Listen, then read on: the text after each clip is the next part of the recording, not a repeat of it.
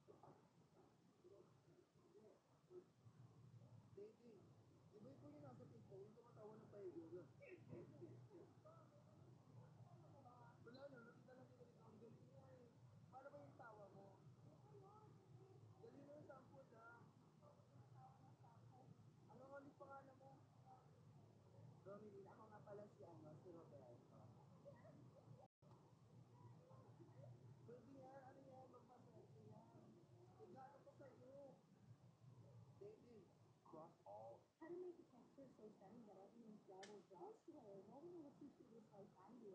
Someone does, it's only because I taught them. I'm an insulator. Take a brush called force and add a bunch of really soft. Blending mode, soft light. Plus a bit of glare and you have magic. Blending naturally, we can break the mask and we this effect with a sharp big paintbrush. Oh, very necessary, baby. Great, but I'm not done. Create another insulator and this time use the multiply blending mode for fashion. Dark dash. Now it's done, girls. All my students have the CP4 brush. They will know very professional color and everybody else wants to do the center for the surprise. Quartz is a raw material used to make computer chips. It's first crushed grinding purified in high temperature furnace until it becomes monocrystalline silicon with a purity of 99.99%. This silicon crystals then sliced into 3 mm wafers, each just 0.75 mm thick. A barcode is sprayed on the back, and a small notch is cut so machines will recognize the orientation. These wafers are extremely fragile. A single chip can shatter with the lightest bump. Each wafer costs about $100, but when processed into CPUs, its value can soar to $100,000, making it more than 10 times pricier than gold. However, not every chip that rolls off the line is perfect. Each grid on the wafer must undergo rigorous testing. Defective grids often differ only in performance, so testing software marks each one, classifies them by year grade, and assigns performance tiers. That's how Intel defines its lineup. i9, i7, i5, and i3 processors, with lower price models having more defective or disabled cores. Inside a desktop CPU lies what we call a chip, one integrated circuit containing 24 computing cores, a memory controller, and a built-in GPU. If you zoom in on one core, you'll see 44,000 transistors, which represent only 0.0017% of the total transistor count. Magnified times 100,000, you can see countless metal wiring layers stacked above transistors, insulated by thin films. Each chip contains hundreds of kilometers of power, 5 metal layers per transistor, all interconnected by vias, stacked layer by layer into a single CPU. A 300mm silicon wafer can produce 230 CPU chips, or about 900 memory chips, since memory valves are smaller. Before production, 25 wafers are stacked and placed in a sensor control box.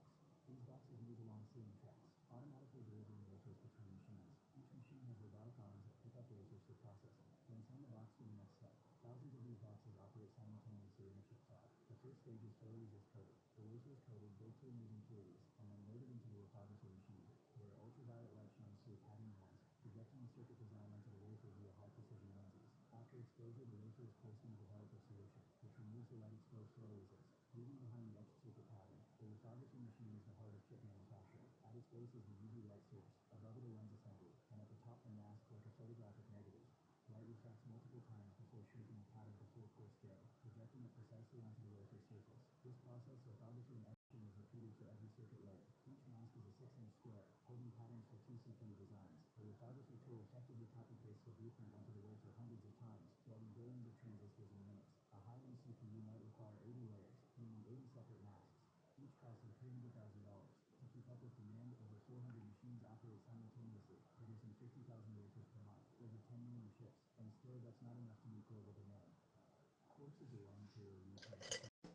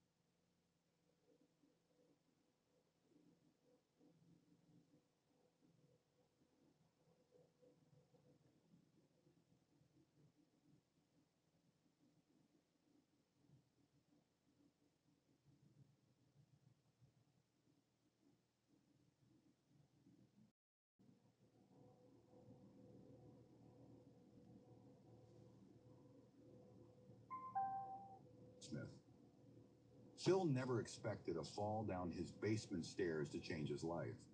One misstep, a sharp crack of his head on the floor, and suddenly he was sitting alone, dazed, bleeding, and unsure if he could walk. His arms tingled, his head throbbed. He needed help but had no one close to call. His wife and sons were away, and he didn't have any friends nearby.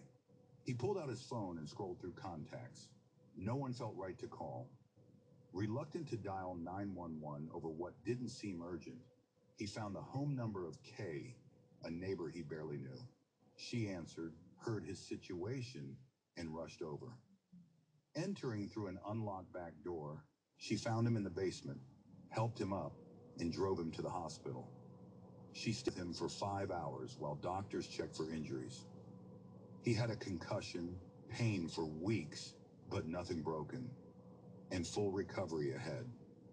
Resting at home later that day, Phil wasn't just relieved he hadn't become disabled. He also reflected on Kay's kindness, how she had given up her entire day for someone she hardly knew. For the first time in years, he thought about how he was living. He told himself, I need to get better at making friends. Not because he might need someone like Kay in the future, but because he wanted to be more like her. That moment became his turning point.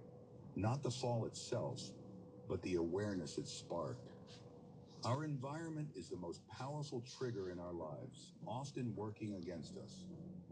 We make plans, set goals, and tie our happiness to achieving them.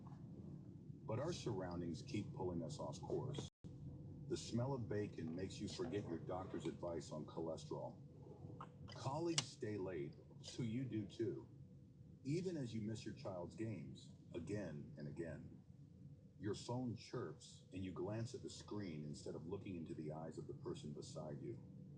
This is how our environment triggers behaviors we never intended. You can't control all these triggers, but you can control how you respond. Fate is the hand you're dealt. The choice is how you play it. Phil chose to change. His trigger was pain. Yours might be something smaller or something bigger. Either way, real change starts with awareness. Know your triggers and then decide how to act. Think before you speak. These are life's paper cuts. They happen every day, and they're not going away. They often involve people we'll never see again, yet they can trigger some of our basest impulses. Marshall Goldsmith. Mandy had a habit of biting her nails until they bled. She wanted to stop, but couldn't seem to help it. A therapist helped her see the pattern. When she felt tension in her fingers, usually from boredom, that was the cue. The routine was biting her nails. The reward, a sense of physical relief and stimulation that made her want to do it again. The therapist taught her to become aware of the trigger and use a competing response, like putting her hands in her pockets or gripping a pencil. Anything to stop her fingers from going to her mouth. The same cue, the same reward, but a different routine. A month later, Mandy had stopped biting her nails completely. This is how habits work. You break the habit loop if you keep the same trigger and reward, but swap out the behavior. Habits are automatic. But with people, you can't always act on instinct. A nail doesn't mind if you bite it, but the people in your life feel your words and actions deeply. When you're upset, your first impulse might be to lash out, but that choice affects someone else. It might hurt a friend. It could damage trust. Or worse, it could become a pattern that drives people away. We already handle big moments well. For example, when meeting a CEO for the first time, we don't say the first thing that comes to mind. We measure our responses like diplomats. We prepare. We think before we speak. These high-stakes situations bring out our best behavior because we're aware of the risks. But it's the small moments that trip us up. The slow line at the cafe. The cousin who asks why you're still single. The neighbor who never picks up after their dog. The screaming baby on a flight.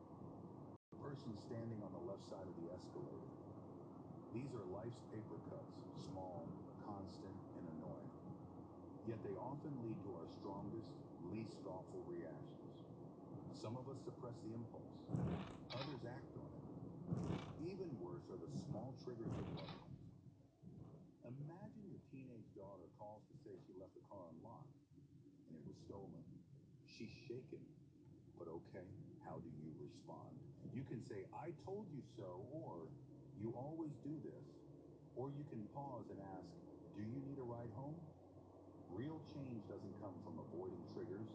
It comes from choosing how to respond. Morning hero, evening zero. In fact, we start each day as a bifurcated individual, one part leader, the other part follower. And as the day progresses, the two grow further apart. Marshall Goldsmith. Picture this, 17 wildly successful CEOs and entrepreneurs around a dinner table at the Four Seasons, each promising not to interrupt or judge anyone during the meal. The penalty? $20 per slip-up. Within 10 minutes, over $400 in cash sits piled at the table's center. One recently retired Fortune 500 CEO even leaves to find an ATM because he's run out of 20s. These aren't undisciplined people. They're those who build empires and lead thousands. Yet 16 of the 17 couldn't keep a simple promise for 3 hours. Why do we fail so spectacularly at doing what we plan to do? The answer lies in recognizing something most of us miss. You're actually two different people. Every morning you wake up as the planner. This version of you feels optimistic, makes to-do lists, and genuinely believes today will be different. The planner has noble intentions and rock-solid motivation, but as the day unfolds, you become someone else entirely. The doer. This person faces actual temptations, gets interrupted by emergencies, and watches energy levels drop by afternoon. The doer lives in the messy real world, where plans meet resistance. We think these two parts of us work together perfectly. They don't. The planner makes big goals without thinking about what the doer really needs to pull them off. This idea comes from studying situational leadership, how good managers change their style based on each employee's needs. Some people require step-by-step directions, others want coaching conversations, some need emotional support, and a few can handle things on their own. The big discovery? Use this same thinking on yourself.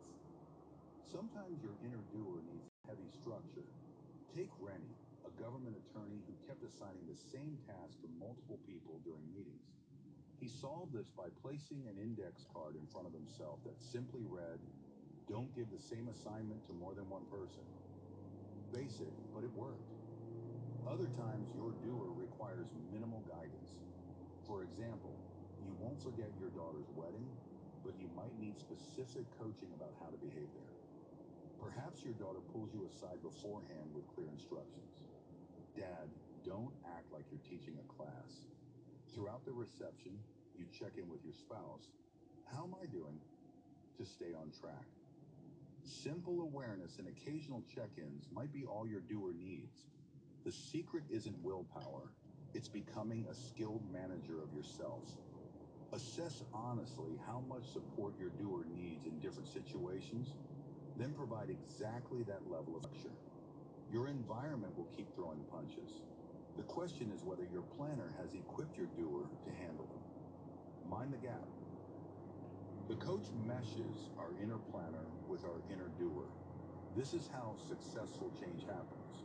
In situations big or small, we make choices that marry intention with execution. Marshall Goldsmith. You know that feeling when you hire a personal trainer? You make the appointment for 10:30 Tuesday morning, planning to show up. Then Tuesday comes around. Your friend needs a ride to the airport. You stayed out too late. Your shoelace broke. The excuses pile up. Some real, most silly. But here's what changes everything. The trainer is waiting for you. She might be driving across town. She turned down other clients to fit you in. You're paying her whether you show up or not. Something about having another person involved makes you follow through. This shows us something powerful about how we change.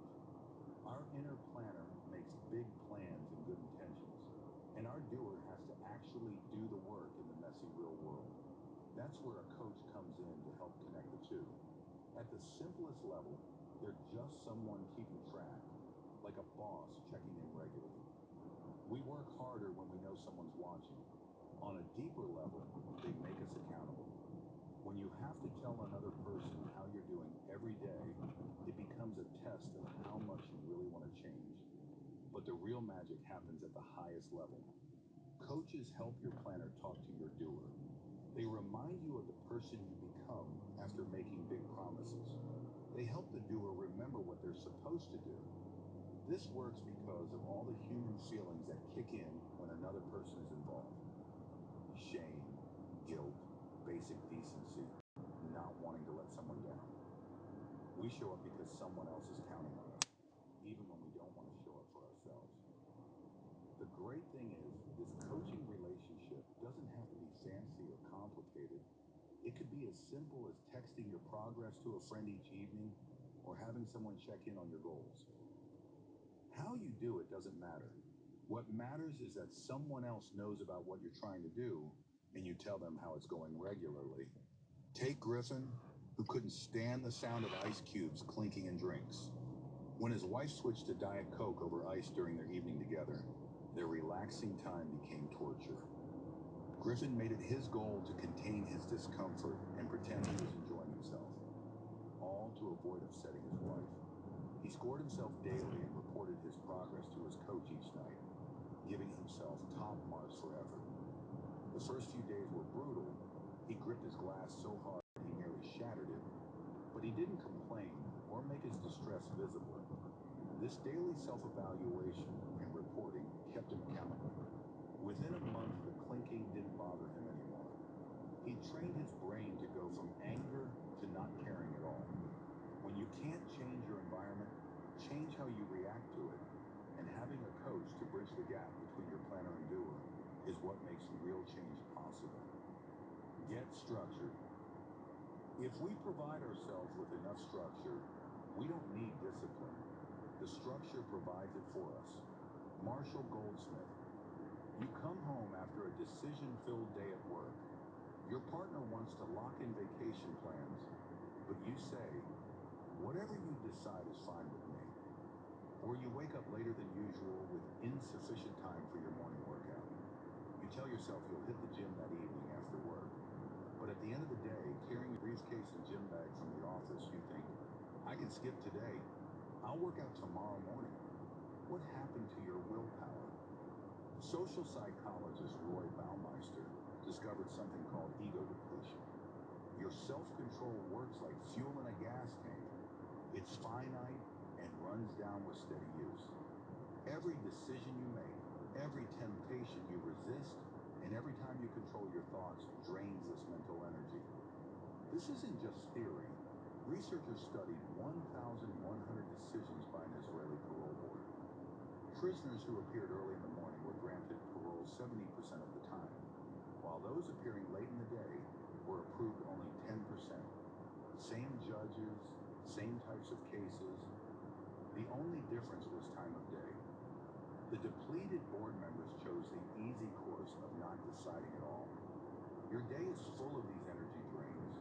Dealing with difficult colleagues is depleting. Pretending to agree with bosses you don't respect is depleting. Excessive multitasking, trying to persuade people who oppose you, suppressing your opinions, it all builds up incrementally. Some activities are worse than others. Spending hours on the phone with customer service, trying hard to stay polite while they can't find your missing package, is high depletion. So is keeping quiet when your brother-in-law says something stupid. Meanwhile, a day at the beach with no hassles except applying SPF 30 is low depletion. So is recreational hiking, despite the physical demands. Unlike physical tiredness, you're usually unaware of depletion.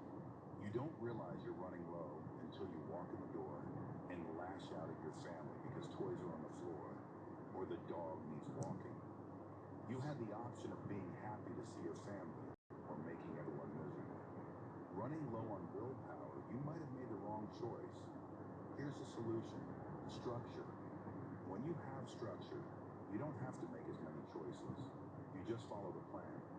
The net result is you're not being depleted as quickly. The 7-day pill box is a perfect example. It solves patient compliance without requiring memory or willpower. You wake up on Thursday, take what's in the pH slot, and achieve compliance with little effort. Start building structure into your day. Create routines that eliminate decisions when your mental tank is already running low. Your evening self will thank your morning self for the planning. Change starts with you. We are willfully choosing to be miserable and making others miserable too. The time we are miserable is time we can never get back.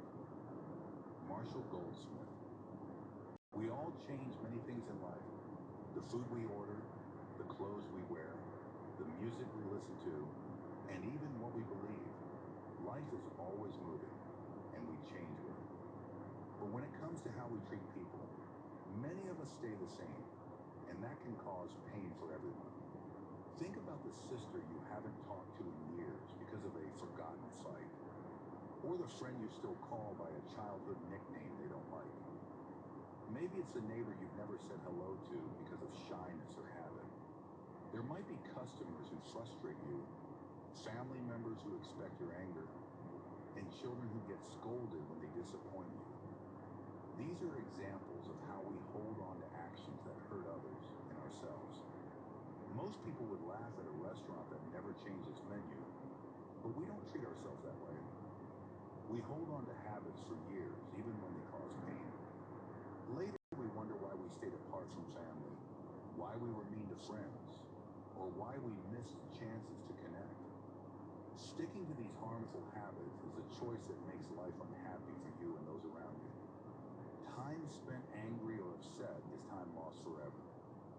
That makes the cost of not changing very high. Change doesn't have to be big. It could be calling your mother to say you love her, thanking a customer, or holding back a harsh word. Just make one choice to do something different, something you won't regret. Pick one small change today, then do it. Making that small change can help your family, your friends, and your work. And best of all, it will help you so much you'll want to do it again. Wrapping up, real change often begins with spotting the small things that trigger how we act. Sometimes it's something serious, like Phil's fall, that makes us pause and rethink. But more often, it's the everyday little moments that shape our habits without us even noticing. Once you become aware of these moments, you gain the power to choose your response instead of just reacting without thinking. Change doesn't mean you have to be super strong or make huge life changes all at once. The person you are in the morning, full of plans, is different from the one handling life's real challenges later on. That second version of you needs support, like simple routines, helpful reminders, or someone to check in, especially when you're tired or distracted. Building routines and structure helps save your mental energy by cutting down on the number of tough choices you have to make every day.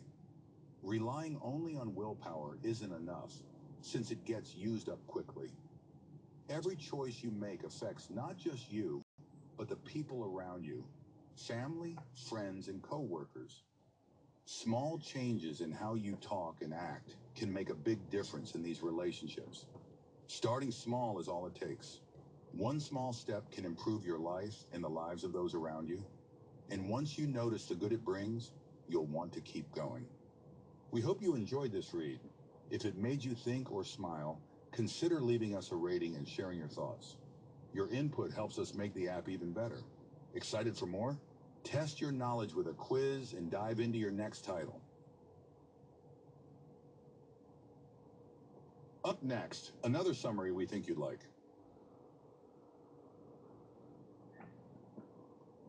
Good to Great by Jim Collins. The mystery of good to great. The vast majority of companies never become great precisely because the vast majority become quite good, and that is their main problem. Jim Collins. A fateful dinner with business executives in 1996 pushed Jim Collins to launch a 5-year quest to understand why some companies break through while most stay stuck in mediocrity. The spark came when a McKinsey director challenged him. Earlier research had focused on businesses that were always strong, but what about the merely average ones? Could they ever become something more? To dig in, Collins and his research team spent months combing through decades of financial data. They hunted for companies that had long been unremarkable, but then suddenly soared, beating the market at least threefold over the next 15 years. The time frame was chosen for a reason. 15 years is long enough to weed out lucky breaks or one-hit wonders. From the Fortune 500, they eventually narrowed down a small set of companies that had made the leap. Walgreens is one of the most striking examples. For 40 years, it drifted along as a middle-of-the-pack player. Then, in the mid-70s, it took off. Over the next quarter century, Walgreens beat giants like Intel, GE, and Coca-Cola in stock performance. Of course, the big question was why. To answer it, the researchers gathered more than 6,000 articles, ran countless analyses, and conducted in-depth interviews with executives. They compared these winners with rivals that never quite pulled ahead or couldn't hold on to their success. What they found was surprising, and it wasn't what most people assume drives long-lasting excellence. Level 5 leadership. The good to great leaders never wanted to become larger-than-life heroes. They were seemingly ordinary people, quietly producing extraordinary results. Jim Collins. In 1971, Kimberly-Clark put a quiet in-house lawyer, Darwin Smith, in charge. The paper company, best known for its mills and commodity products, had been falling behind. Its stock had trailed the market for 20 years, and Smith didn't look like anyone's idea of a corporate savior. A board member even reminded him he wasn't exactly qualified for the role. For the next 2 decades, Smith proved everyone wrong. Under his leadership, Kimberly-Clark beat giants like Procter & Gamble and outperformed household names such as Coca-Cola and General Electric. Yet Smith never sought the spotlight. He preferred spending vacations on his Wisconsin farm, tinkering on machinery, far removed from the image of a flashy CEO. What made him special was a mix of humility and fierce determination. Smith never saw the company's success as his personal triumph. He once summed it up by saying he had simply never stopped trying to become qualified for the job. But that modest outlook didn't prevent him from making bold moves. Soon after taking charge, Smith made the radical decision to sell the company's traditional paper mills and pour resources into consumer brands. Analysts called it reckless. Wall Street downgraded the stock. Smith never flinched. 25 years later, Kimberly-Clark owned Scott Paper and beat Procter & Gamble in 6 of 8 categories. That's the essence of what researchers later called level 5 leadership. While leadership levels 1 through 4 are defined by varying degrees of competency, level 5 leaders are distinguished by a paradoxical blend of humility and ferocious resolve, working more like plow horses than show horses. And many have been shaped by tough life experiences. Smith battled cancer, while others grew up poor or faced setbacks that hardened their determination. Leadership that transforms organizations isn't loud or flashy. It's grounded, disciplined, and often born from hardship. And when combined with humility, it fuels greatness that lasts. Put people first. The main point is to first get the right people on the bus and the wrong people off the bus before you figure out where to drive it. Jim Collins. When good to great leaders set out to spark real change, they didn't begin by drawing up grand strategies or chasing bold visions. They focused on people. If you start with who, you can adapt to any what. Think of it as filling a bus. First, get the right people on board, the wrong ones off, and make sure everyone's in the right seat. Once that's done, deciding where to drive becomes easier. Wells Fargo's turnaround in the 1970s is a clear example. CEO Dick Cooley made no claims about predicting the future of banking, but he filled the company with an endless stream of top talent. Warren Buffett later called it the best management team in the industry. That depth of talent helped the company adapt to deregulation, rising competition, and the transformation of consumer banking. Changes that left many rivals stumbling. When it comes to building teams, researchers found 3 practical rules you can use. First, don't rush hiring. Hold out until you find the right fit, even if it means slowing growth. Second, if someone isn't right for their role, make a change. See if they fit better elsewhere, and if not, part ways. Third, put your best people on the biggest opportunities, not the biggest problems. Philip Morris did this by moving star executive George Weissman from the thriving domestic business to the tiny overseas unit. Under Weissman's watch, Marlboro became the top-selling cigarette in the world. The right team makes every plan stronger. Put people first, and strategy will follow. The hedgehog concept. It soon became abundantly clear that all the good to great companies obtained a very simple concept that they used as a frame of reference for all their decisions. And this understanding coincided with breakthrough results. Jim Collins. When it comes to strategy, Collins and his research team found that the good to great companies gain clarity by asking 3 simple questions. What can we be the best in the world at? What drives our economic engine? And what are we deeply passionate about? The overlap of those 3 circles became their hedgehog concept, a simple truth that guided every choice. To explain it, the research team borrowed a parable. A fox attempts to catch a hedgehog with endless tricks, but the hedgehog has one move, rolling into a ball of spikes, and it works every time. Focus on the one thing you can master and block out distractions. Walgreens nailed its hedgehog concept.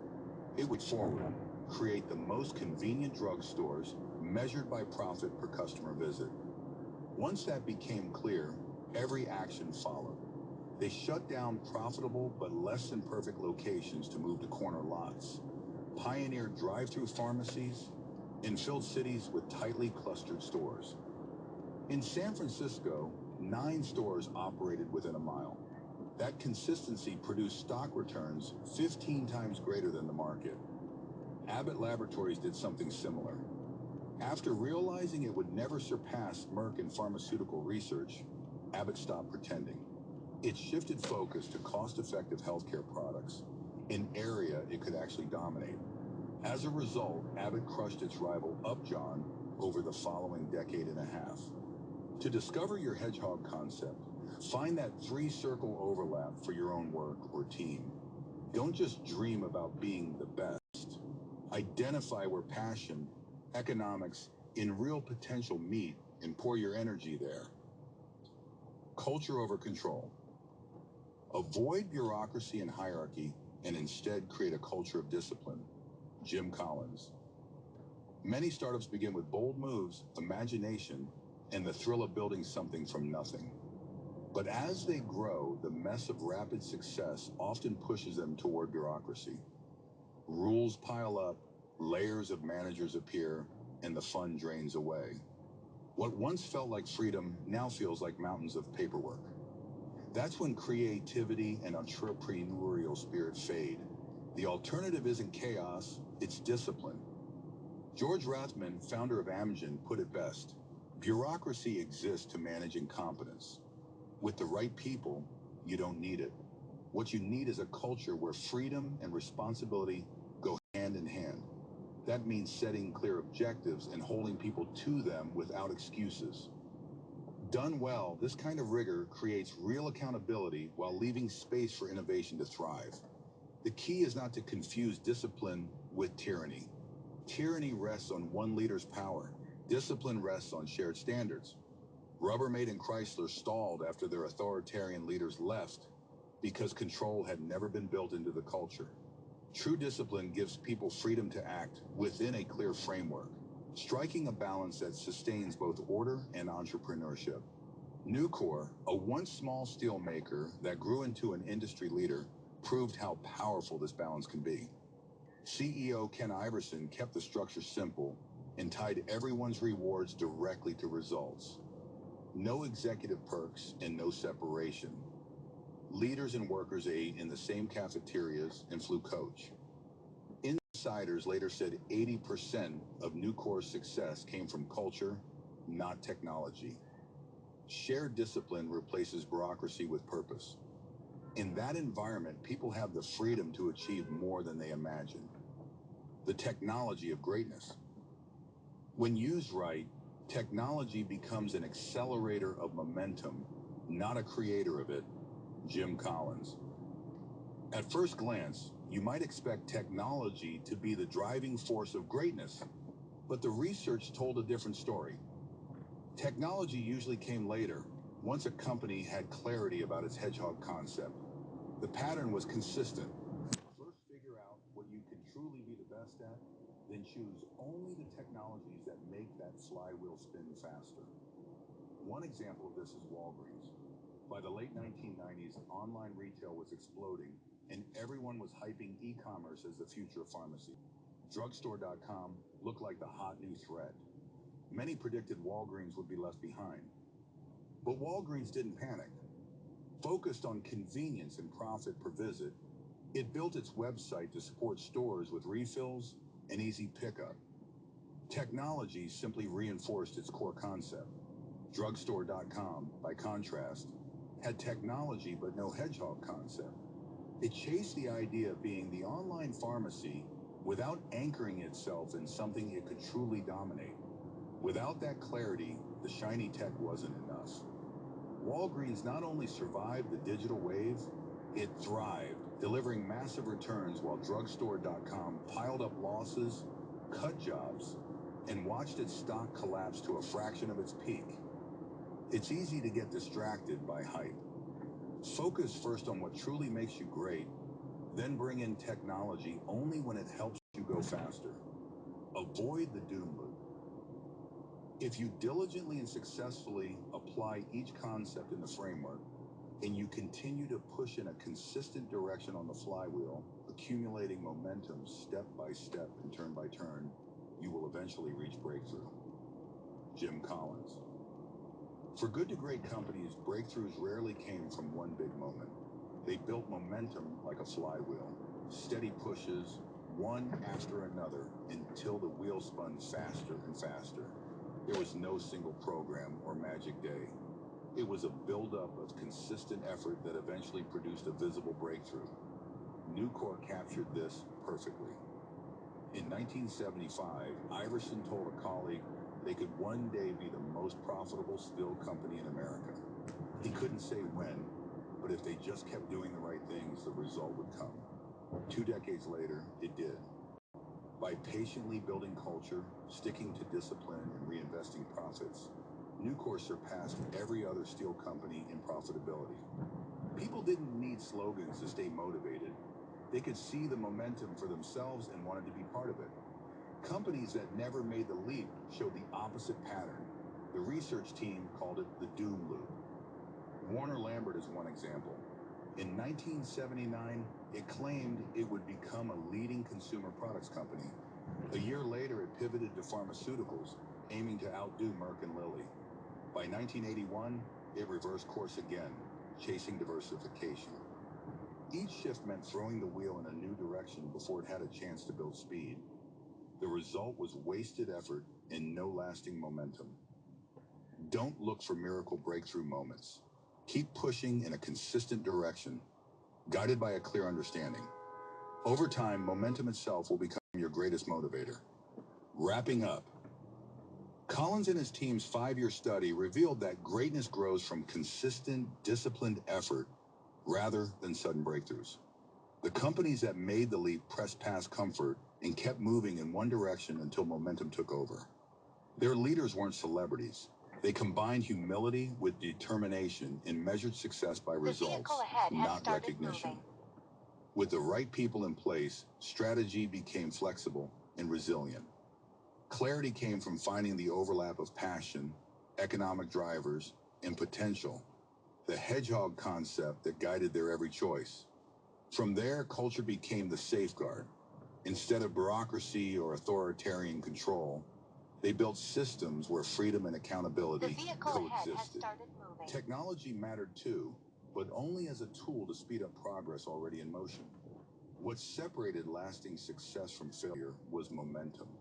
The small, steady pushes that built into an unstoppable force contrasted sharply with the doom loop of companies that lurch from one idea to the next without direction. Lasting progress comes from a few steady practices, choose people carefully, keep decisions anchored in what truly matters, and make discipline part of daily work. Stay with that direction long enough, and the results will compound in ways quick fixes never can. We hope you enjoyed this read. If it made you think or smile, consider leaving us a rating and sharing your thoughts. Your input helps us make the app even better. Excited for more? Test your knowledge with a quiz and dive into your next title. Up next, another summary we think you'd like.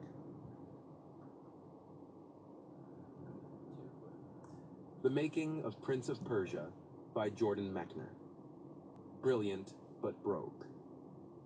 Prince just got a rave review from the largest entertainment magazine in France, which nobody at Broderbund will even bother to have translated to find out what it says. Jordan Mechner. Jordan Mechner spent 4 years making Prince of Persia, a cinematic platform game, pioneering rotoscoped animation and intricate level design that critics later called groundbreaking. But for months after its 1989 release, it sold a few hundred copies a month, while the Carmen Sandiego game moved tens of thousands. The disconnect between critical acclaim and commercial failure nearly broke his spirit. The problem wasn't the game.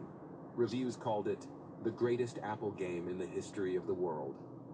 The problem was everything around it, and specifically the game's publisher, Broderbund. Their marketing manager, Latricia, dismissed it as only an arcade game, and arcade games don't sell. Sophie from marketing objected to the princess, showing any skin on the box, and insisted on covering her with a hastily painted green dress. Retailers recalled the title from stores, with one saleswoman explaining the tragic irony. "It's a great game, but the box was horrible." Meanwhile, Mechner had to keep the project alive by himself, lobbying for resources, arguing for ad budget, and watching weaker titles get big campaigns while Prince got half a page in the catalog, tucked between flops. At one point, he even found a PR letter listing Broderbund's new games for press. Prince wasn't even mentioned. This is a painful truth about creative work. You can spend years perfecting something, earn great reviews, and still watch it fail, all because marketing doesn't get it, the packaging misses, or the company prioritizes safe sequels over original ideas. So when your best work gets overlooked or misunderstood, when the people in charge just don't see what you see, keep pushing anyway. Prince of Persia eventually sold millions. Sometimes brilliance takes time to find its audience, and the only way through is to outlast the doubters. Do more with less. In about 2 minutes, I had Shadow Man up and running. He looked great. It was as if he'd always existed. Everybody was wowed. How could I have ever contemplated the game without him? Jordan Mechner. The Apple II computers had brutal memory limits, barely enough for one set of character animations, let alone multiple enemies. At Broderbund, Jordan Mechner was explaining this to his colleague Tommy Engel when she asked a question that changed everything. Why not reuse the same animations for your enemies? That sparked the creation of the Shadow Man, one of gaming's most memorable foes. Mechner discovered he could take each animation frame and overlay it with a shifted copy of itself, creating a ghostly, shimmering outline figure. A scrappy technical hack became the game's signature. When a colleague suggested the Shadow Man could appear when you run through a mirror, your evil self splitting off and chasing you, the constraint turned into storytelling magic. The same problem-solving shaped the level design. Mechner first planned 50 levels packed with puzzles, but in reality, it was too confusing and overwhelming. Players got lost in the massive dungeons, so he cut it down to just 10 carefully crafted levels. The constraint forced a focus on quality over quantity, making the game tighter and more memorable. Even the famous rotoscoped animation came from limits.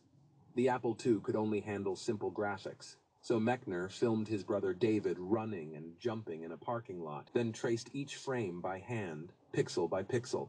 The low resolution pushed him to capture only the essence of movement, giving Prince of Persia its fluid, distinctive style. Every technical wall became a doorway to innovation. So when you're stuck with half the budget, half the time, or half the tools you think you need, you might just be halfway to something brilliant. The drama department. It made me realize how much I usually avoid confrontation. Conflict always gives me the anxious feeling that I need to say something to diffuse the situation and restore goodwill, even if it's at my own expense. Jordan Mechner. Has started moving. Jordan Mechner thought the hardest part of creating Prince of Persia would be the programming. He was wrong. The real challenge was people, personalities, egos, and office politics at Broderbund. Take the IBM port fiasco with Doug Green. Doug agreed to do the conversion, got cold feet, agreed again during a marijuana-fueled chat about specs, then backed out days later, leaving Mechner without a programmer. The technical issue, porting Apple code to IBM, was straightforward. The human issue wasn't. Business politics were even trickier. When Japanese competitor Nosferatu blatantly copied Prince's animation style and gameplay, it was time to sue. Yet Broderbund's executives endlessly debated legal action without deciding anything. Mechner was unable to push for a decision since it wasn't technically his fight, yet he had to watch as the copycat prepared to launch unchallenged. Instead of confronting execs head-on, Mechner learned to work through intermediaries and time his visits. When he finally pushed back on Bill McDonough about paying for programming gear, arguing firmly instead of being accommodating, Bill agreed and even apologized. Mechner learned that standing up for himself earned respect. Creating games demands constant emotional labor, and so does most work. We call them soft skills, as if they're somehow less important than the hard technical ones, but they often determine success far more than your expertise ever will. The code always compiles eventually. It's the people who remain unsolvable. The sophomore slump. It really is a different world, doing a sequel. All the people who were no help at all on the original are now overflowing with enthusiasm, because it's familiar, it's a proven quantity. Jordan Mechner. Creating Prince of Persia 2 should have been Jordan Mechner's victory lap. Due to ports to other platforms, the original game had finally become a hit, selling 7,500 units monthly. Broderbund gave the sequel high priority status, a dedicated team of artists, and the biggest graphics budget in company history, $126,000. Everything that was hard the first time now came easily. Yet Mechner felt strangely detached. Broderbund is a company that was born to do sequels, he noted, with barely concealed disdain. For Prince 1, he'd fought for everything and worked alone. For Prince 2, executives asked for updates, and artists treated him like visiting royalty. This upgrade felt wrong. The creative challenges had changed. Instead of inventing something new or wrestling with limits, he was trimming finished art and managing teammates. Working from Paris, he faxed notes and made short trips to the office. Prince 2 is going boringly smoothly, he wrote, and that boredom leaked into the work. Even the music felt off, more Indian restaurant music than the passionate score his father wrote for the original. Captures a creative truth rarely discussed. Breaking new ground feeds the soul differently than refining what already exists. Prince 1 was proving the impossible, fluid human motion on the Apple II. Prince 2 was meeting market expectations for a known product. One was exploration, the other was manufacturing.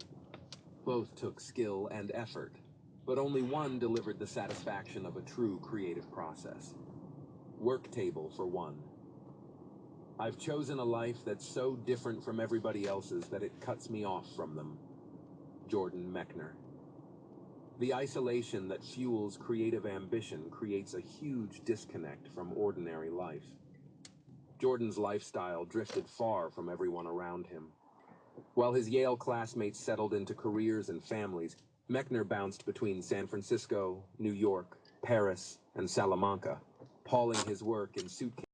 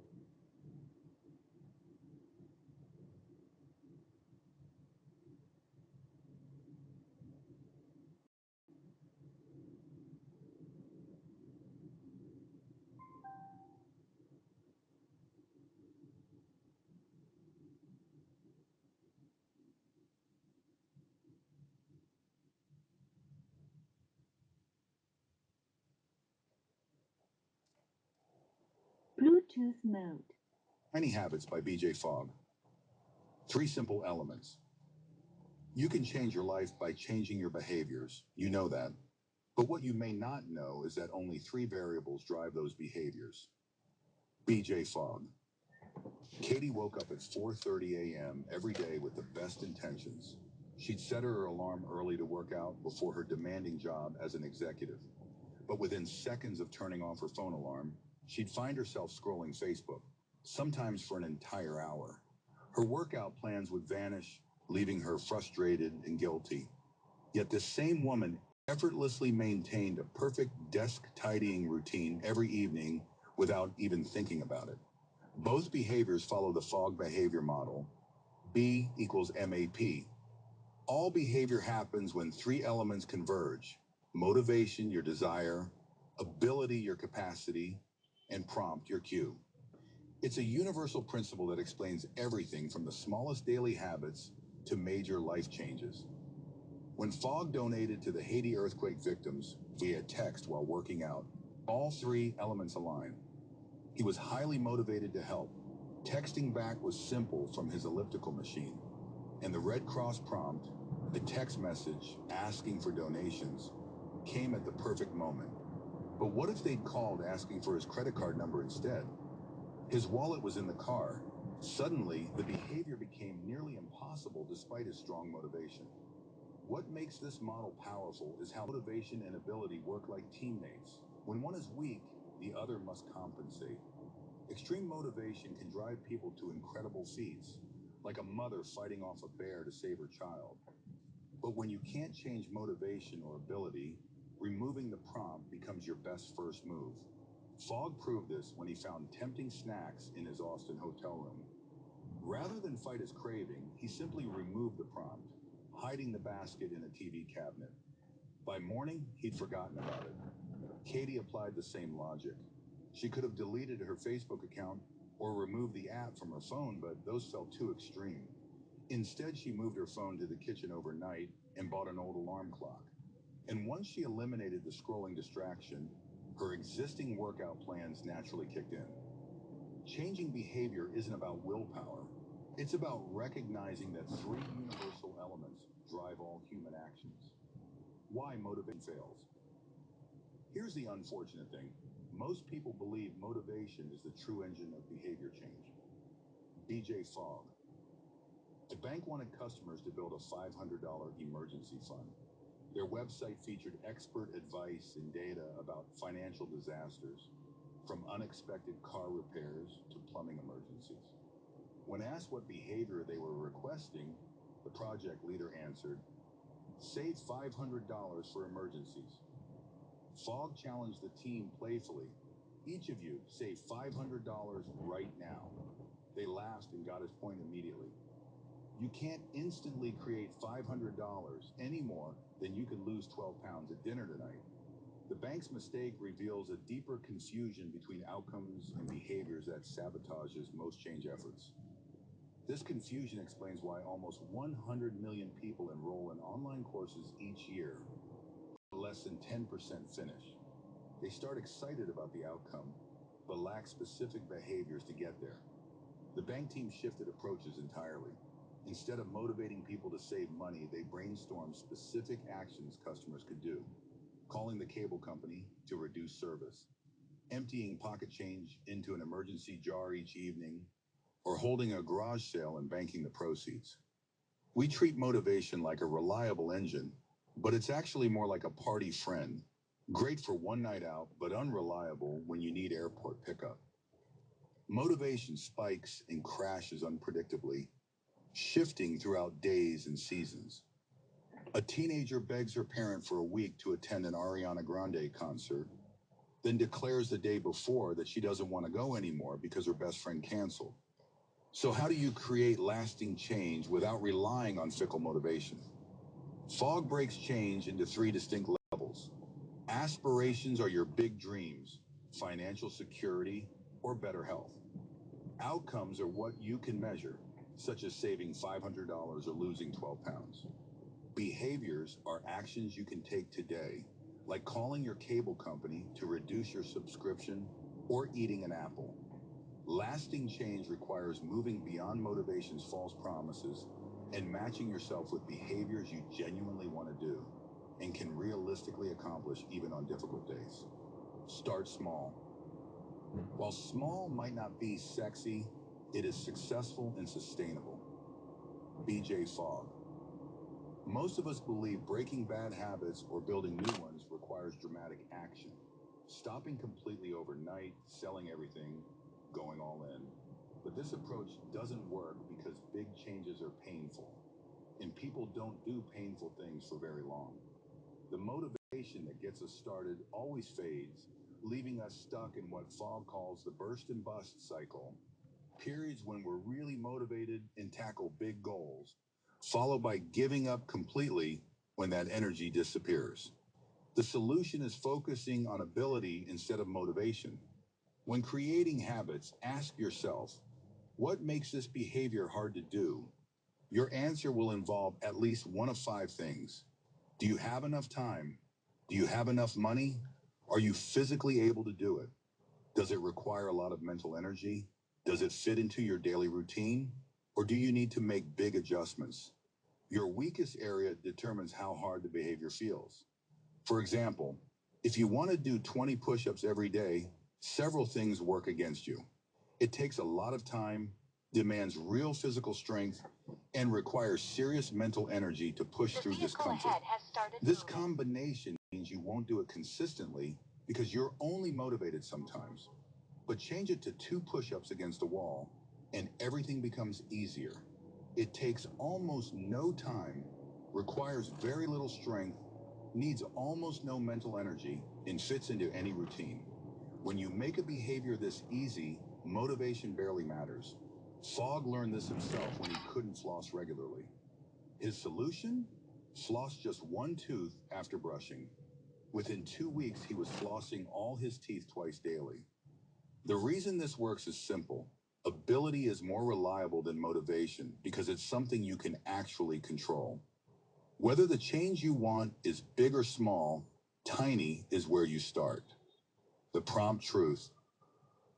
Prompts are the invisible drivers of our lives. BJ Fogg.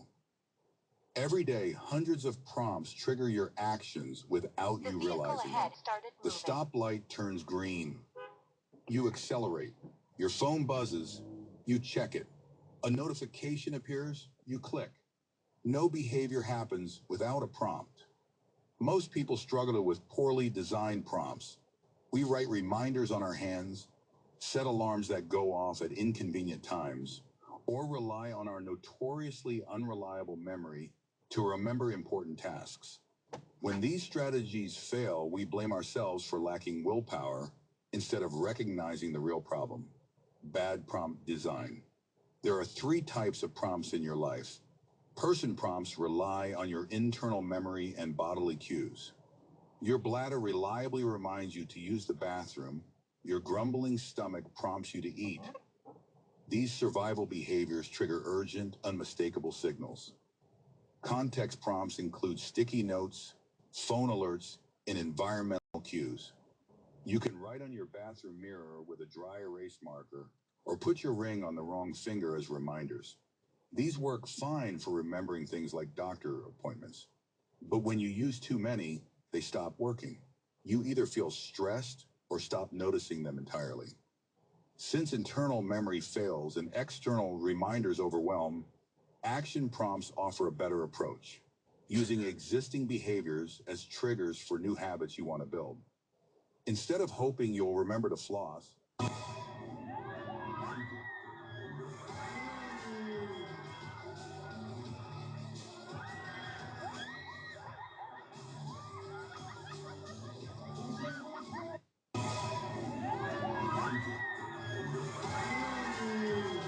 The vehicle ahead has started moving.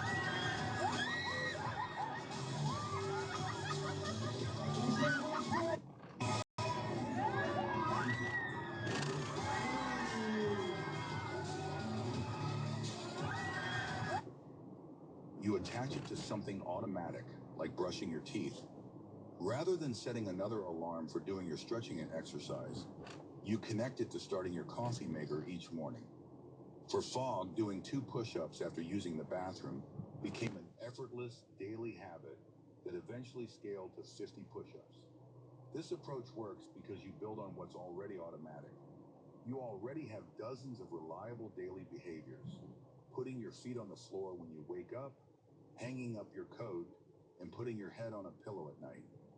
Each represents an opportunity to anchor a new habit, and your daily life becomes the prompt system without relying on reminders that fail you. Habit growth. By understanding how our habits grow and what our role is in the growth process, we can reliably design for the change, the transformation we want in our life. BJ Fogg. At 43, Sukumar, an IT worker, realized he'd been trying to lose weight for 17 years without success. His desk job caused back and neck pain, made worse by the extra weight around his middle. Every crash diet and ambitious workout plan ended the same way: back in his chair with a bag of chips, feeling sore and defeated. Then 2 tiny push-ups after brushing his teeth changed everything. Why did this work when everything else failed? Building lasting habits works like tending a garden. You need proper planning, gentle care for small sprouts, and patience as roots grow strong. When you do it right, habits grow and spread without constant struggle. Once your habits take root, they scale in 2 ways. Some get bigger over time. Sukumar's 2 push-ups eventually became 50, and his 5 plank stretched to 5 minutes. Others spread into related areas. Sukumar began cutting his portion sizes and switching from white to brown rice, changes that happened from his new way of thinking about himself as a healthier person. Making this growth happen requires learning 5 skill sets. First, behavior crafting helps you pick and adjust habits, knowing how many new habits to try at once and when to add more. Second, self-insight shows you which changes will actually matter to you and connect to your bigger goals. Third, process teaches you when to push beyond tiny and when to scale back based on what feels comfortable.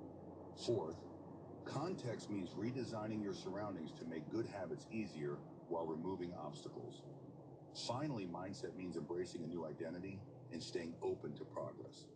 You don't need to learn everything at once to see real progress. It says, start small, be patient with yourself, and remember that you can learn to change just like you learned any other skill in your life. Habit Master Plan. When you create a host of positive changes, you move closer to the person you want to become. BJ Fogg. Most people attempt to eliminate bad habits through sheer willpower, tackling their worst behaviors directly and expecting immediate results. This approach typically fails because it treats habit change like breaking something rather than systematically untangling it. And bad habits are like knotted ropes. You can't undo them all at once by pulling harder. Instead of fighting the knot, Fogg's behavior change master plan works with it through 3 phases. The first phase involves creating new positive habits in areas unrelated to your problem. For example, If you struggle with sugar cravings, consider starting with exercise or developing productivity habits instead. This builds what Fogg calls skills of change, without the emotional weight of your actual problem area. As you accumulate positive habits, your identity begins shifting towards someone who makes good choices. And this new identity naturally crowds out behaviors that no longer fit. Once you've built those skills, the second phase targets specific behaviors rather than abstract goals. For example, instead of stop eating junk food, you focus on precise actions like stop buying pastries at the coffee shop. Fogg suggests 3 approaches here. Eliminate the prompt by redesigning your environment, avoid situations that trigger the habit, or make the behavior harder to perform. For example, for social media habits, you might turn off notifications, put your phone in airplane mode, or create complex passwords that force you to think before logging in. The final phase involves swapping one habit for another, but only when the methods from the previous phases don't work.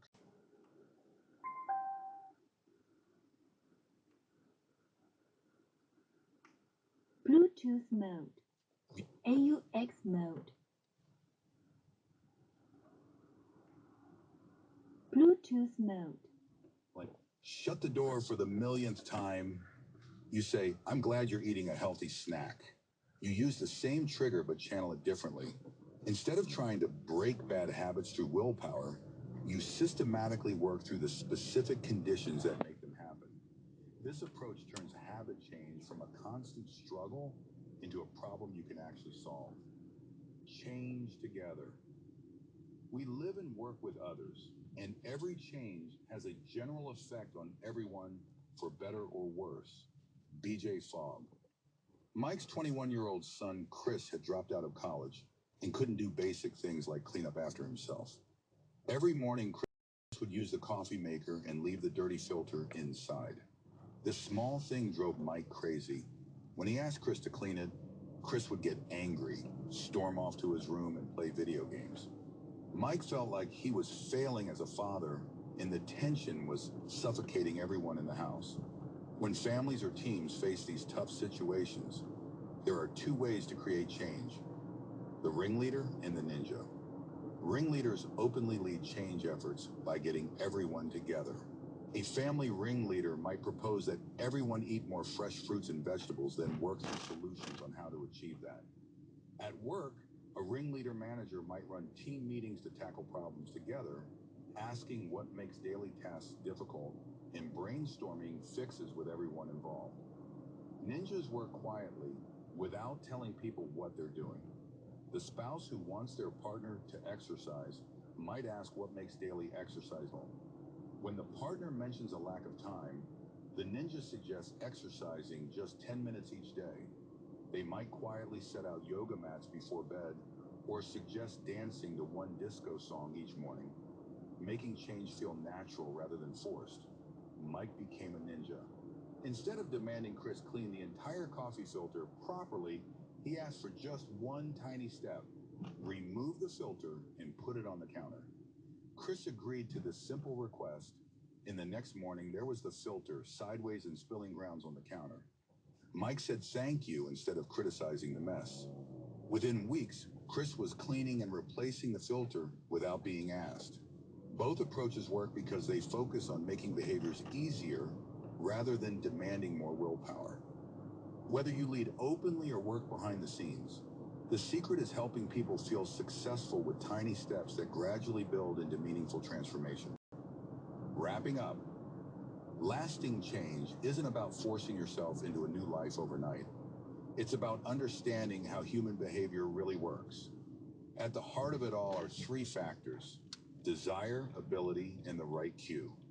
When these align, new actions feel natural. But when one is missing, we often blame ourselves, even though the system, not our willpower, is at fault. Too often we rely on motivation as if it were steady and dependable. In reality, it's fleeting. That's why the most effective approach is to break big goals into clear, doable actions that can be repeated even on tough days. By starting small, we shift the odds in our favor. 1 tooth flossed, 2 wall push-ups, a single coin in a savings jar. These micro steps give us small wins that fuel momentum. Equally important are prompts, the invisible nudges shaping our routines. By connecting new habits to reliable anchors, like brushing teeth or brewing coffee, we turn intention into consistency.